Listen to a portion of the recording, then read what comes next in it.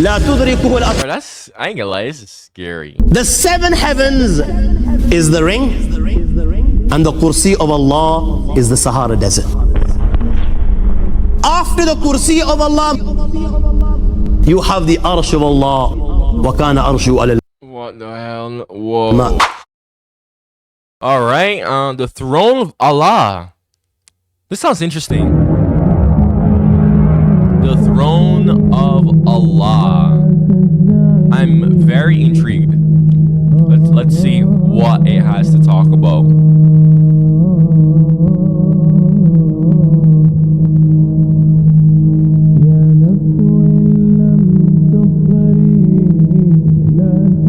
Disclaimer. Ooh. Ooh. يا نفس إن لم تظفري لا تنزعي.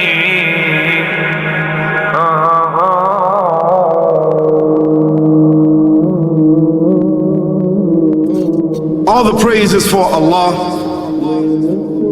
who is the author of all existence and the most generous to his creation, while he is also the all-compelling.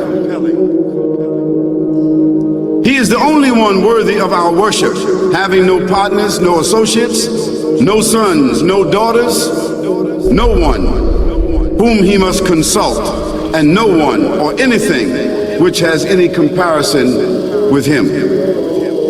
All the praise is for Allah, who is the King of all who claim sovereignty, the only one who has the right to legislate for his creatures. He is the giver of life. He is the causer of death, while death has no effect upon him. Well, cause of death in this... Death is just a product of this world. This dimension, I should say, more so.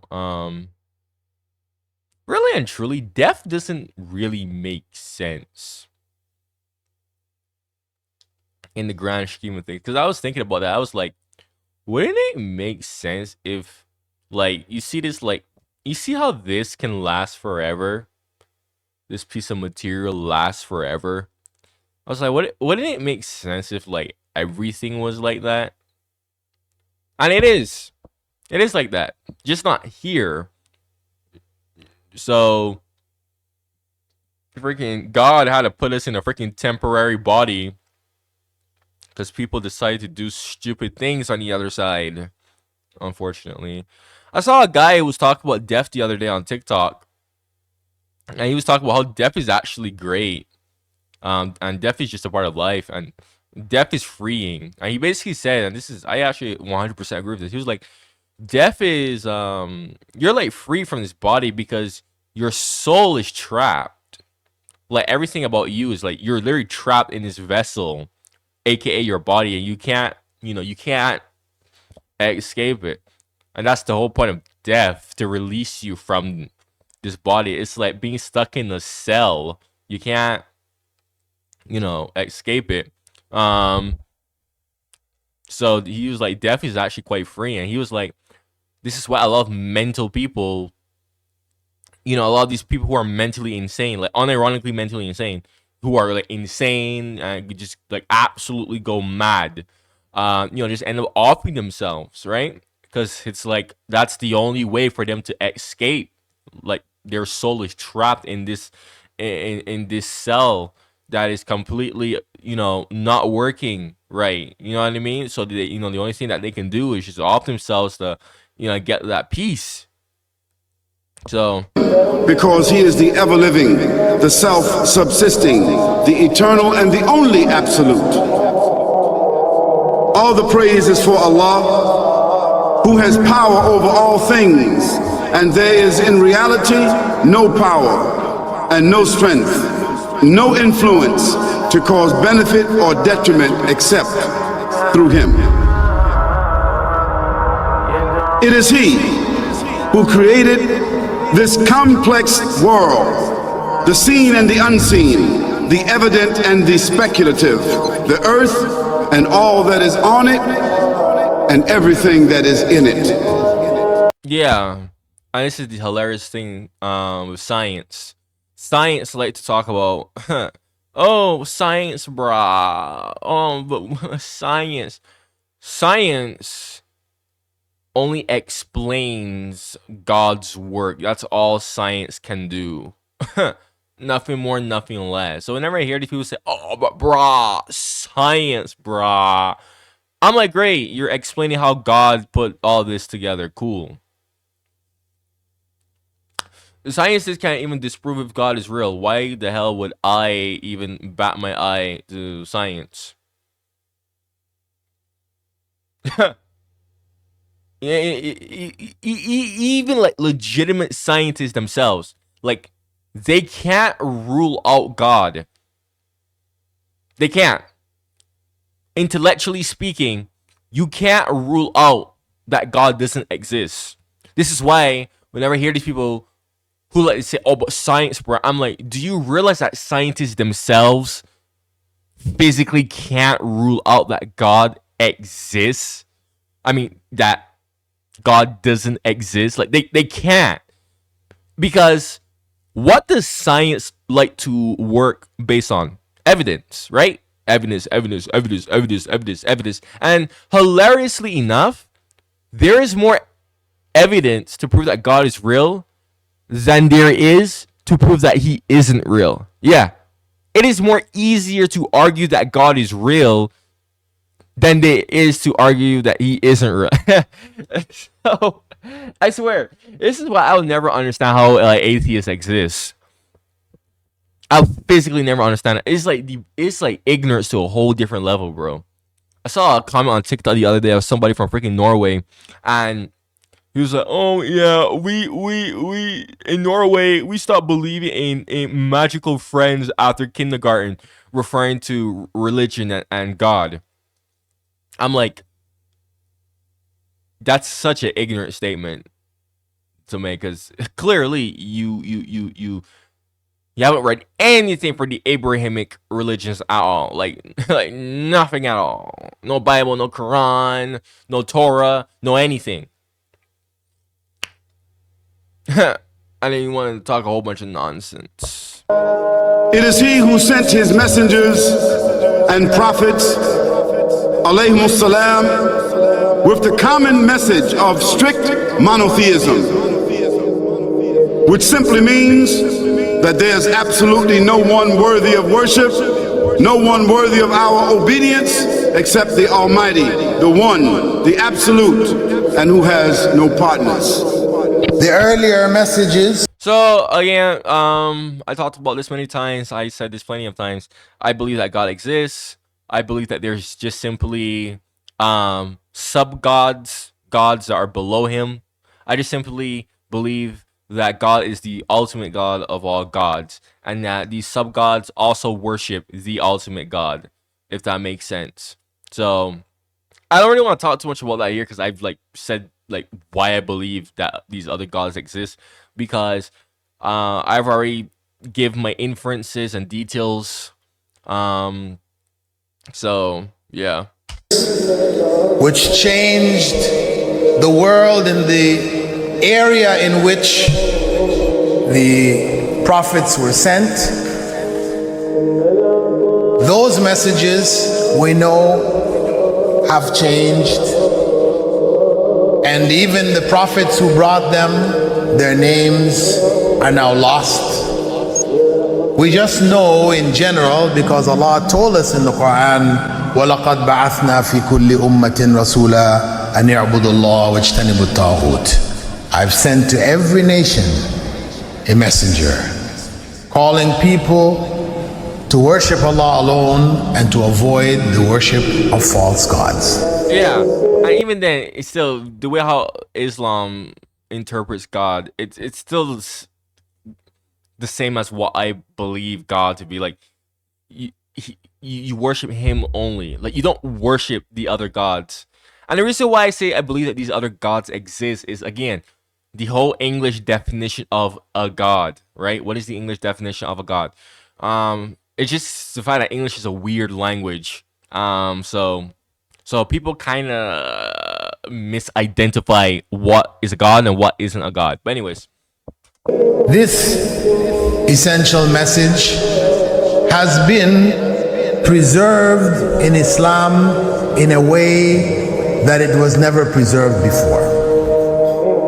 Not because the message was different, because it was the same message, but because of the fact that there would be no other prophets who would come after Muhammad sallallahu alaihi wasallam. So therefore that message now had to be protected.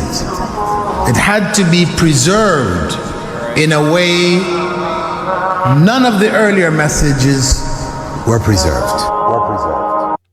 We need your Evidently it is what you say you have come to know 40 years back, and what you call the Big Bang is already mentioned in the book which I read, the glorious Quran. It's mentioned 1400 years ago. oh my gosh, the James Webb Telescope. Guys, anyone heard of the fact that the James Webb Telescope made like all the atheists and scientists go ballistic? Anyone heard about that? When it was launched? And it completely disproved, like, people were going as far as to say it disproved the Big Bang Theory. I talked about this a long time ago, but if you guys don't know, because this was like last year when a lot of people weren't really watching me. But yeah, the James Webb Telescope, NASA's most advanced telescope made to date, I believe. I could be wrong, but it is one of NASA's most advanced telescope, if not the most advanced telescope. Yeah, I was waiting for it to be launched, actually. I remember like the years upon years of it, being hyped up, like, oh my gosh, this is gonna teach us so much about the universe. And I was like, oh yeah, definitely, I am waiting for that to be launched. And boom, it finally got launched. And when it finally got launched and then the data came in. So, context, right? According to the Big Bang, right? The universe began with a Big Bang, meaning that the area where the bang happened, right? The galaxies and other stuff around that area, according to the Big Bang Theory, would be the oldest part, right? Because, they're like the first ones closest to the Big Bang where the universe began, right? So they would be, the oldest, parts of the universe. Yeah, that's not what the James Webb Telescope found. No. They were literally expecting to see, also another type of context, light. We all know that we see stuff in the past. Everyone should know that by now, because, light hitting us, we see stuff in the past. Like how we see Mars 14 minutes in the past, right? And light years, we see like Proxima Centauri b, I think, like what, 4 years in the past. Or those galaxies that are millions of light years away from us, they see Earth from millions of years in the past, because it takes the light from a million years ago to a million years to reach them. We all know that. I hope we do. So, with that logic in mind, these scientists and experts were literally expecting, because they were following the Big Bang Theory's logic, and they were like, okay, we are going to see young developing galaxies. Young developing galaxies, the closest that we go to the Big Bang area. Right? Because again, the light from the Big Bang, right, is still reaching us, right? It's still hitting us, right? So we are still seeing, or we still haven't even seen stuff yet, because the light hasn't even approached us yet, right? So we're still seeing stuff from the past, like millions, like billions of years in the past. Because it's taking like billions of years for that light to hit us, right? 1 light year, we all should know that. But yeah, they didn't see that. When the light was hitting the James Webb Telescope from billions of years ago, right? From when the universe apparently first began, right? They saw completely mature galaxies.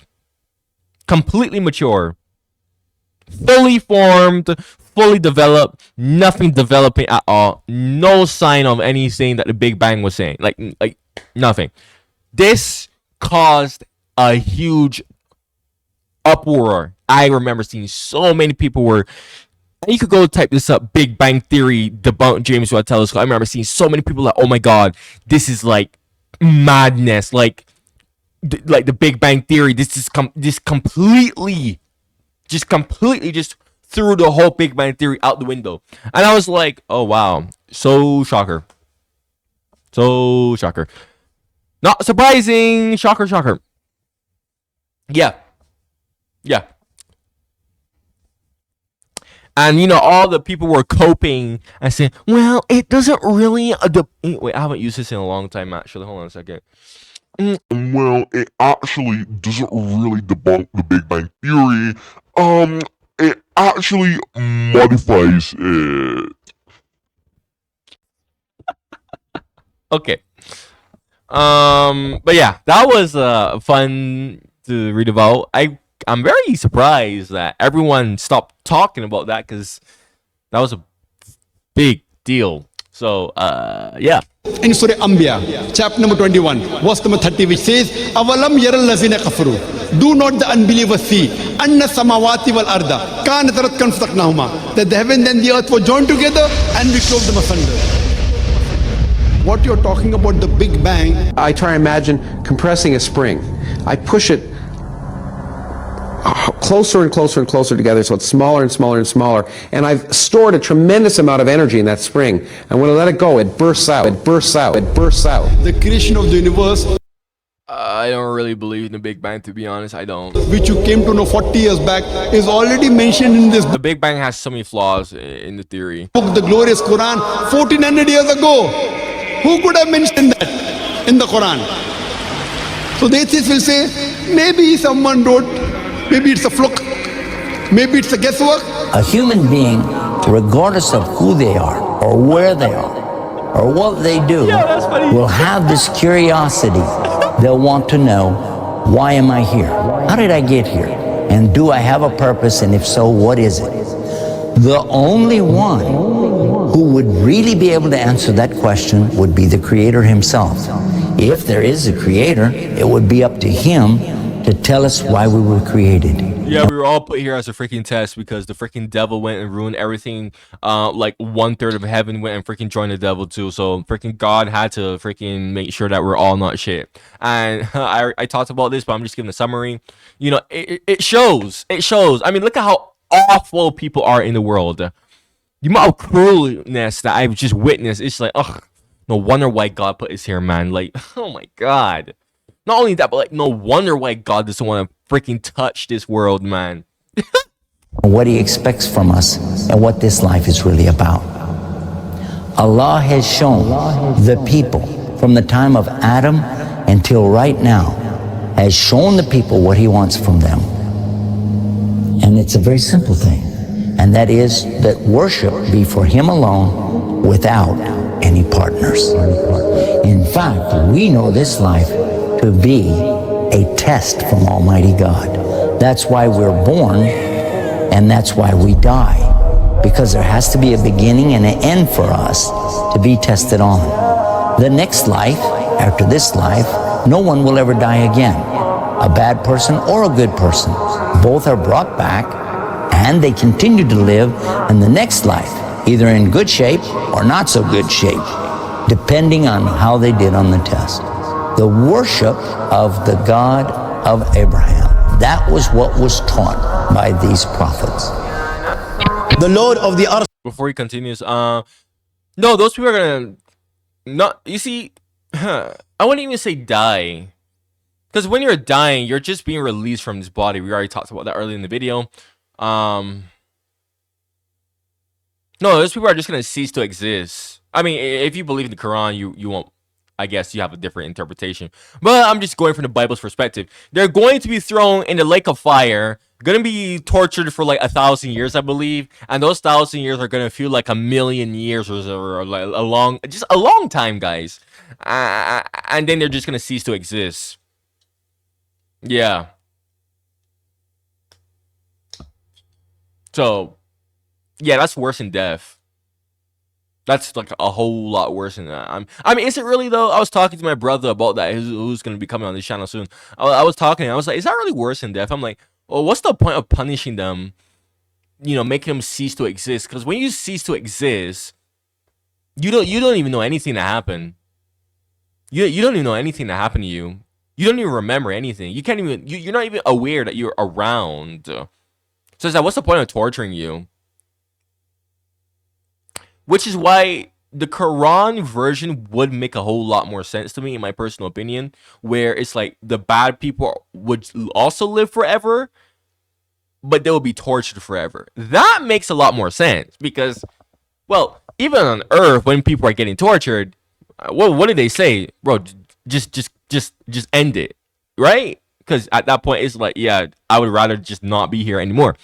So what's the point of torturing someone if eventually you're just gonna make them stop existing completely, and they won't even remember that they were tortured? They won't even remember why they were tortured. You know, like they won't even feel anything. It's like a baby, right?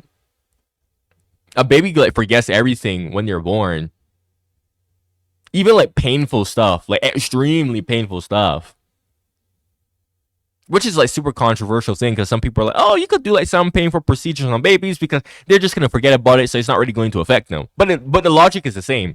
It's like that memory is just gone, so it's like, oh well, I'm completely fine. You know, I don't know. What do you guys think? Kursi.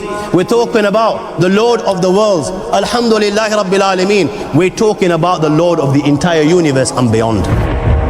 The entire universe and beyond. You know, we live in this dunya, and we are fascinated with this dunya which Allah subhanahu wa ta'ala indeed has created in a beautiful manner. We're fascinated. There are over billions of people which live on this dunya at this moment in time. Over 6 billion people that live on the dunya at this moment in time. This dunya of Allah subhanahu wa ta'ala is so big that there is space in this dunya for billions and billions and billions or more people. It's not that the earth is big, it's just that we're small. What is this dunya in comparison to what Allah subhanahu wa ta'ala has created out there? This dunya is insignificant. This dunya is meaningless to Allah. It means nothing. It is worthless. So worthless, compare it with the sun. The sun is one star. You know more science than me. You'll be able to tell me better. Take this planet Earth and you place it inside the sun, and you will be able to place 1.3 million Earths in the sun. 1.3 million Earths in the sun. Allahu Akbar. Again, I talked about this, bro. Like I said this a long time ago. I believe that God is gargantuan, and I have to say that. I don't even think gargantuan is a proper word, bro. God is just ridiculously gargantuan, bro. Because when you create something, bruh, obviously you gotta be like bigger than it. You have to be, right? Unless you have like a group of people who are helping you create something big. If you're doing something yourself, 9 times out of 10, you gotta be like bigger than it, bruh. Like, yeah, bruh. God has to be. Like, that is so scary to think. Like, so scary, bro. I don't think people really like sit down and think, wait, if this stuff in the universe is this big, then how big is God who had to make all of this? That's so freaking scary, bro. Like, that's... Allah is the greatest. The sun is one star. One star. I not only that, but God himself is gonna shine all of heaven, bro. God is gonna shine all of heaven, brother in Christ. How, bruh? The sun. What's the whole point of the sun being big? Give us light on earth. So for you to shine light through all of heaven, bruh. There are stars out there which are millions of times bigger than the sun. You tell me this, that you need millions and millions of stars to make one galaxy. And then you tell me this, that there are zillions of galaxies out there. Let me tell you on top of this, my friend. After this, whatever you see above, when you raise your head and you look above, whatever you see above, the zillions and zillions and zillions of galaxies, let me tell you, this is everything there is within the first heaven. Everything there is within the first heaven. Oh, what? And Allah is the creator of 7 heavens. Oh, 7 that's heavens. interesting. And the distance between the first heaven and the second heaven is 500 years. He's talking about some interesting stuff here now. You know, the distance that can be covered in 500 years, at what speed? Only Allah knows. Only Allah knows. But it will take 500 years to get from the first heaven to the second heaven. Whoa. So, but the thing is though, the universe is expanding constantly. So how does the Quran explain that? If there's like all these 7 heavens, and he's saying that it takes 500 years from one to the second, but the universe is expanding, so wouldn't it take longer due to the fact that the universe is expanding? Interesting. But what this is still interesting. 100 years from the second to the third to the fourth to the fifth to the sixth to the seventh. Every time it will take 500 years. After the 7 heavens,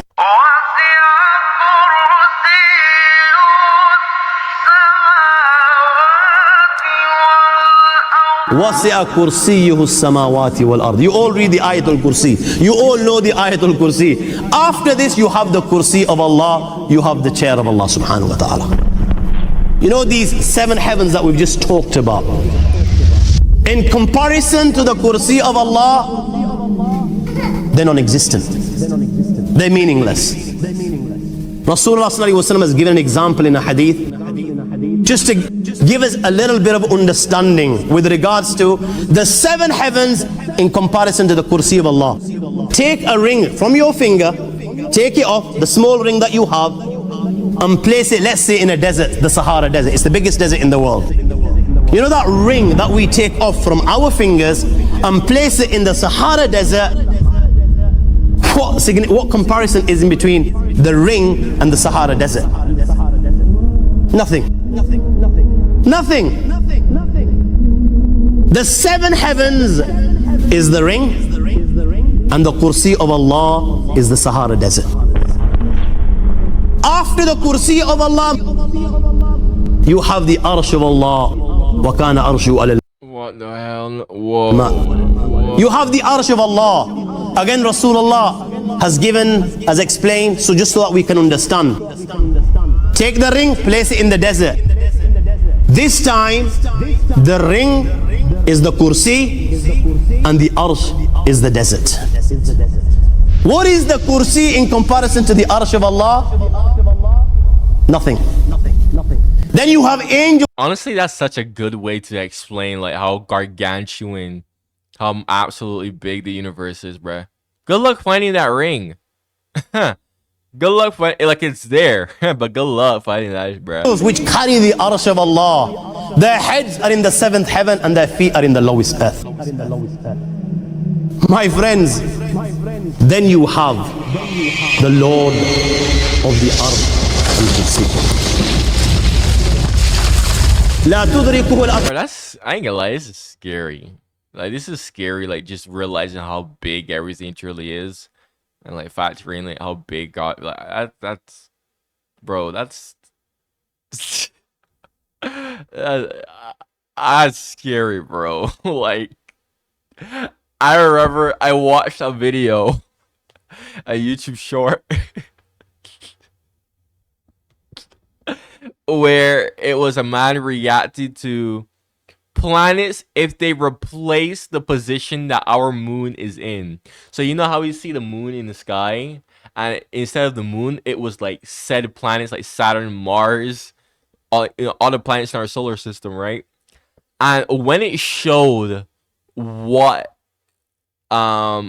Saturn, I think it was either Saturn, I think it was Jupiter.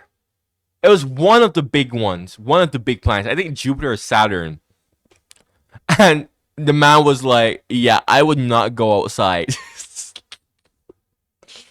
Bro, I would just not go outside.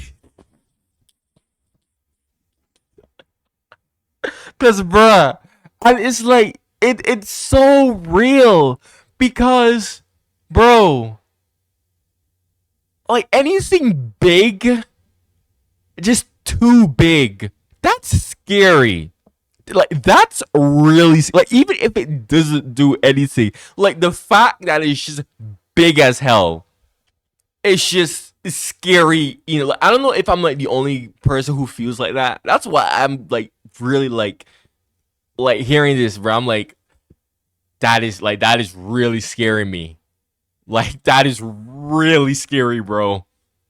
Like the way how he's like putting all this into perspective and it's making me think about like how God truly is. I'm like, yo, that is scary. Like that is literally giving me shivers down my spine. Like I don't think I could ever look at God. Like that is too scary, bro. Just thinking about that is just scary as hell. He is beyond the size of Allah, who Allah is, what Allah is. The greatness of Allah is beyond the comprehension of my little mind. This is the being that you and I are messing with.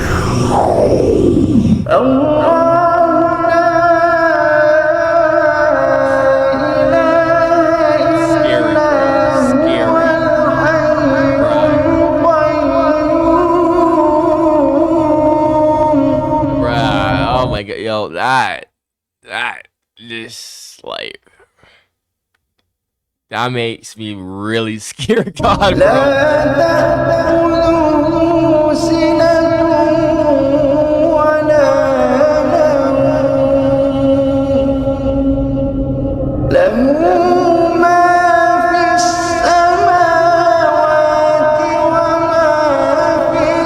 Interestingly enough, there will be a new heaven and new earth. So maybe he's onto something with the whole like 7 heavens. Maybe he is.